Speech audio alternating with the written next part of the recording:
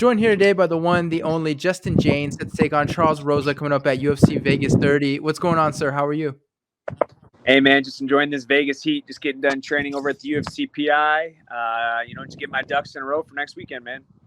So listen, since it's our first time talking, you do have a very unique nickname that we need to know more about, the Guitar Hero. Where does that come from, man? 'Cause I don't think anyone has a name that's even close to something like that.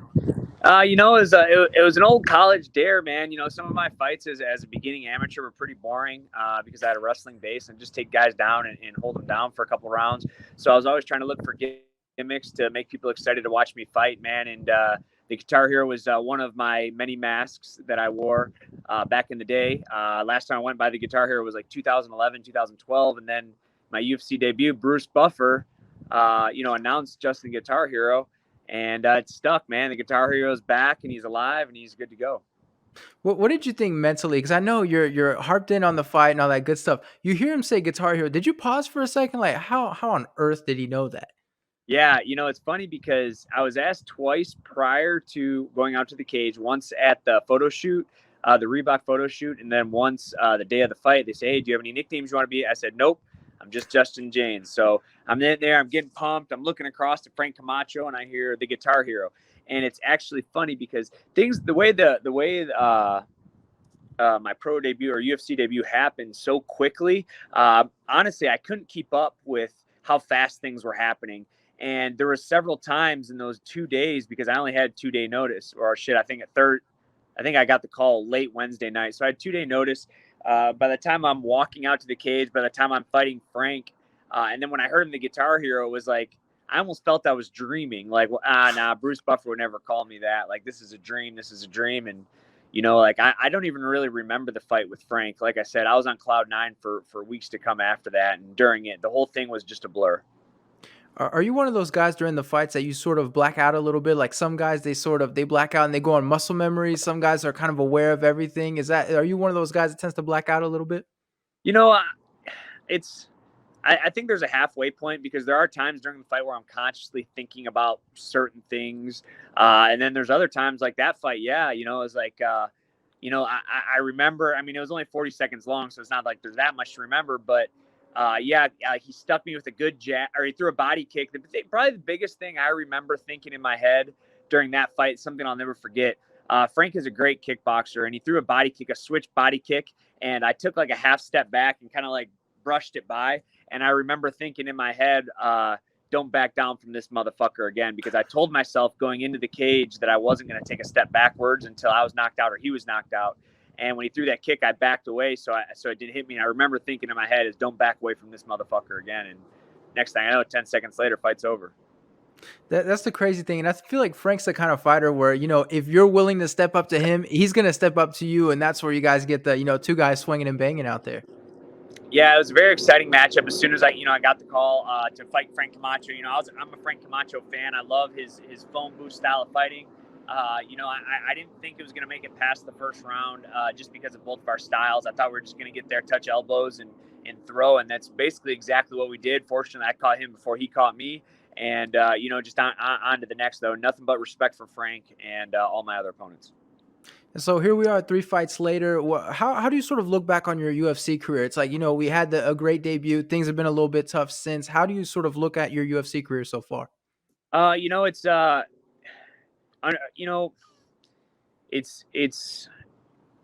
been tough, man. Honestly, falling 3 times in a row is really tough.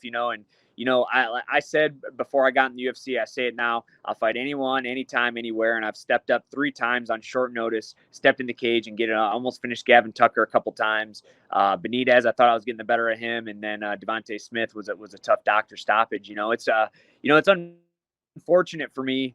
It's fortunate and unfortunate.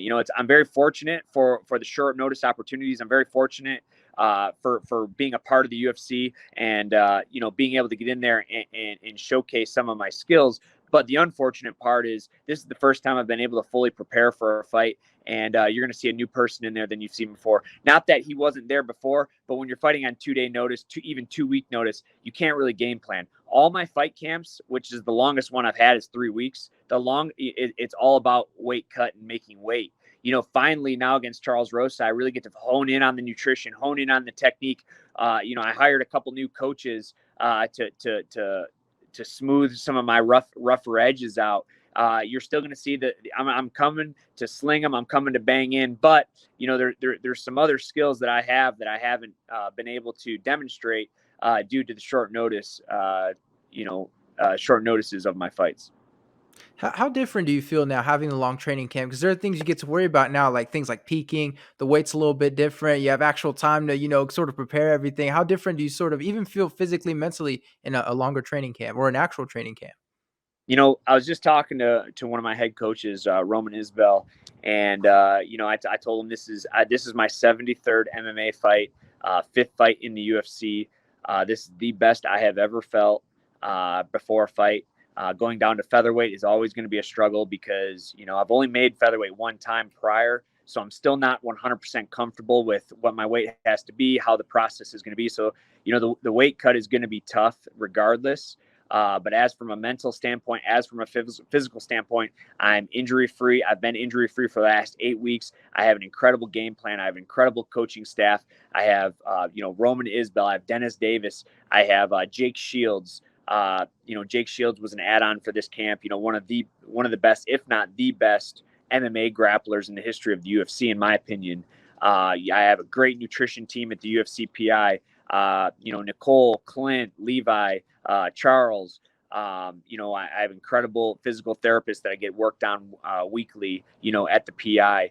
Dude, right now I'm in a perfect mental space. Whatever happens next Saturday, I'm totally content with. If I get knocked down 30 seconds, I mean, it's going to be a bummer, but I feel better now than I ever have anywhere in my career. What's your mindset heading into this one? 'Cause some guys are like, oh, I have my back against the wall. Some guys, it's a little bit all over the place. Where are you at mentally going into this fight? Oh, there's no doubt my back is against the wall. I've lost 3 in a row. Some people don't even get three losses in a row. They get cut after 1 or 2. So I definitely feel my back's against the wall. But with that being said, I love it. I love the pressure. I love knowing that, who knows what's going to happen on Sunday. The only thing I have planned for the rest of my life is to fight on Saturday. I have nothing else planned besides that. Saturday, whatever the outcome is my life is going to dramatically change afterwards. Whether I win or lose, it's going to dramatically change. So I'm so excited. I'm so pumped. You put an injured dog in the corner, man. I'm coming out fighting, man. And Charles has his hands full, whether he knows it or not. And so your last fight obviously was a doctor stoppage, which I think might be one of the worst outcomes in MMA ever since, they ruined the BMF fight and all that good stuff. What was going through your mind as the doctor's looking and stuff like that? Your eyes swelling up. There's nothing you can do about it. What are you thinking as all that stuff is unfolding? Well, in the fight, having 73 MMA, or this will be my 73rd, having 72 at the time MMA fights, I've had my eyes swollen up before prior. When Devontae swole my eye and I was on my back, he stood up, he waved me up. I got up and the referee's like, "Oh, doctor," and I'm like, "No, we're good," because I've been swollen shut before. Maybe not swollen. I've never been. I've been swollen up pretty good before. So I thought it was just another swelling. I was ready to continue. When Keith Peterson called it off, initially I was kind of annoyed. It's like, fuck, man, I just took another loss, and it's a doctor stoppage, and it's bullshit. I know sometimes the doctors can be a little too cautious, in my opinion. If you watch before Devontae's hand get raised, I look at the camera, I say, "Hey, put the camera on me." He puts it on me. I look up at the big screen and I realize it was a good stoppage. Keith Peterson and the doctor were just looking out. Again, in the moment, I didn't realize how bad it was swollen. I contested it very minorly. Then I realized on the big screen that, it was a good stoppage. It's a bummer, man. It's not the way I want to go out. If I want to go out, I want to go out on my terms. I want to get knocked out. I want to get submitted. I don't want to go out by a technicality. Unfortunately, I went out by a technicality that night, but it was a good technicality to be stopped. What was the extent of that injury to the eye? Obviously, we also saw the swelling and stuff like that. The next few days, how was that kind of for you? Dude, I don't even know what happened. My orbital was fine. My eyeball was fine. I think the swelling was done within 3 days. I had some redness in my eye, maybe some blood in my eye for maybe the rest of the week. And I was back 100%, and my vision's as good as ever. Does that make it even worse, the fact that it's not like, if you have a broken orbital or something, it's like, all right, you can't do anything. Did it almost make it worse? It really didn't seem like anything major? Yeah, absolutely. It wasn't a major injury. It was just, I think honestly, when he was on my back, I think he was in mount. I gave up my back. and he hit me with an open hand. And I remember when he did, I was like, "Oh, you motherfucker!" But I believe there was intent behind that. He wasn't slapping me to be like, "Oh, this guy's a bitch." Obviously, no, there was intent for swelling, because that's all it was.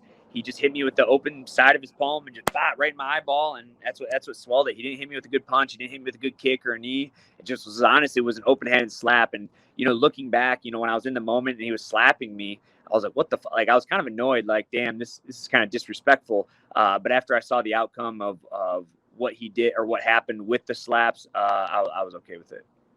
That sounds like a very veteran move right there, hitting with because people think like every punch needs to be a haymaker, but this one to get swelling like that sounds like, especially for a veteran like you, that's a real veteran move right there.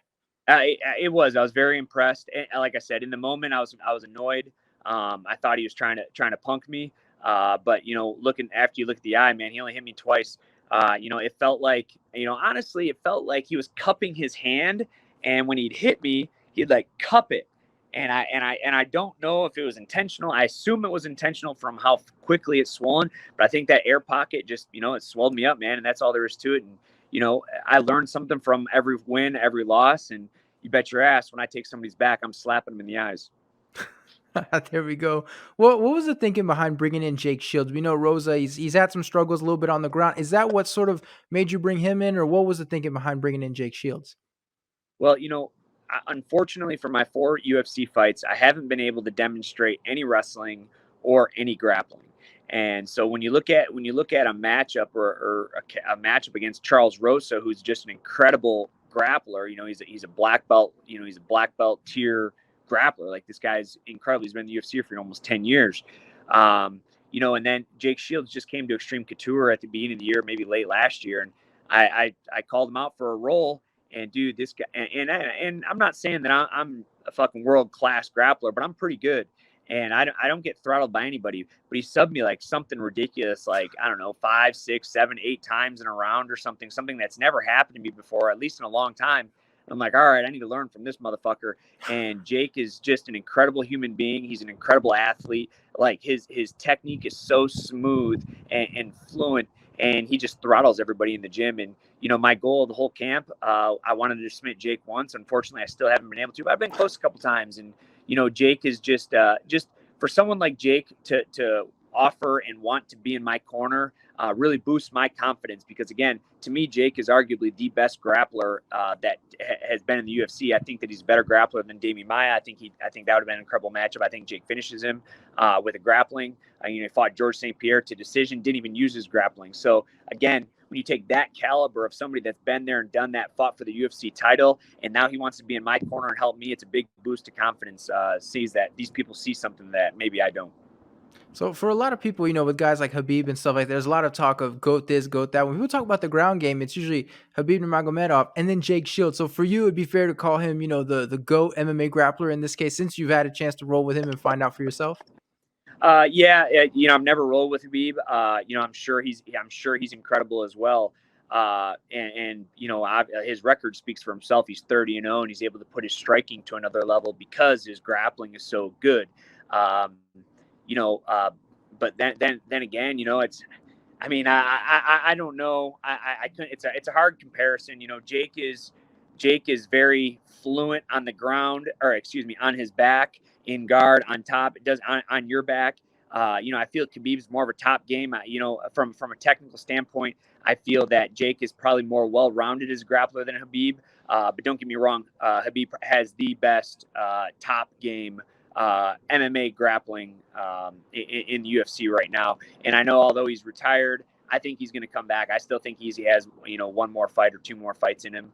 I think he's just clearing his head right now. But either way, Jake Shields is right up there with Khabib for sure.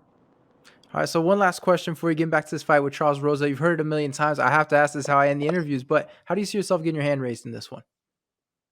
It's man. I think the first round is going to be a feel out round. I think Charles is going to try to establish some range. I think it's a really simple game plan. I think the first round he's going to switch to southpaw right away, as he always does. He's going to try to establish range with his side kicks, and he does a lot of switch stance punching.